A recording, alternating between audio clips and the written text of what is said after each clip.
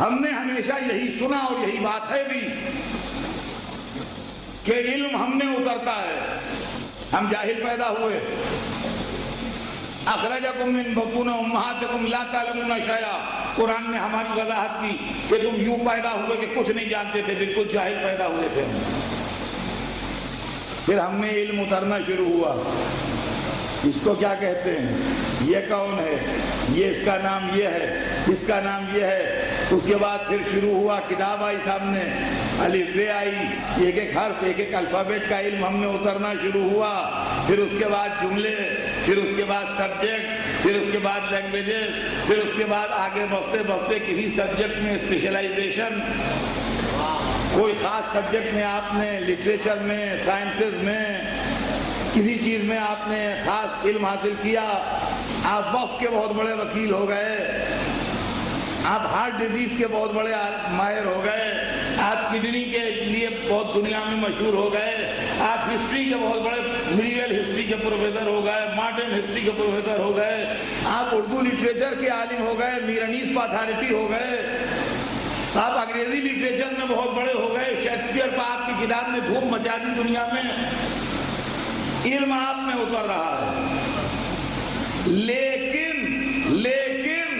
ایک سبجیکٹ,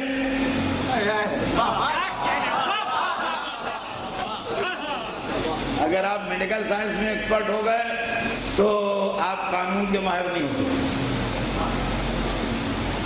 اور اگر آپ قانون کے ماہر ہو گئے تو آپ انجینئر نہیں ہیں. اگر آپ بہت بڑے انجینئر ہیں اور بڑے آرکیٹیکٹ ہیں اور بمبئی میں کئی بلڈنگیں آپ کی بنوائی ہوئی ہیں تو آپ مولانا والے مسائل یہاں بیٹھ کے ممبر کے اوپر مسجد میں یہاں نہیں بیان کر سکتے. اور اگر آپ بہت بڑے مولانا ہو گئے تو اگر آپ کے نمازیوں میں کسی کو نزلہ یا بخار ہو جائے تو دعا تو کر سکتے ہیں, دوا نہیں دے سکتے. دعا تو کر سکتے ہیں آپ اپنے نماز پڑھنے والے کے لیے, مگر دوا پلیز نہ دیجیے گا. دوا کے لیے ڈاکٹر کے پاس بھیجیے, آپ دوا دینے کی زحمت نہ کیجیے گا. آدمی ایک سبجیکٹ میں ہوتا ہے. قرآن ایک سبجیکٹ کی کتاب نہیں ہے.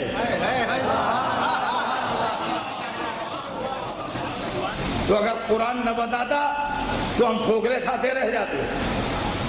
لا رطب ولا یابس الا فی کتاب مبین. کوئی خشک ایسا نہیں ہے جو کتاب مبین میں نہ ہو. معلومات دنیا میں جتنا علم ہے یا جتنا علم فیوچر میں آنے والا ہے یہ سب قرآن کے اندر اللہ نے جمع کر دیا ہے. تو قرآن دیکھنے میں کتاب ہے, اصل میں علم کا سمندر ہے. سمندر ہے اور وہ بھی اتنا بڑا سمندر نہیں جتنے بڑے آپ کے دنیا میں ہیں. شاید دنیا کے سمندر چھوٹے ہوں. تو اب علم قرآن جس کے پاس ہو, بات قرآن کی ہو رہی ہے, قرآن کون بتائے. یہاں اور سبجیکٹ کی بات نہیں ہے.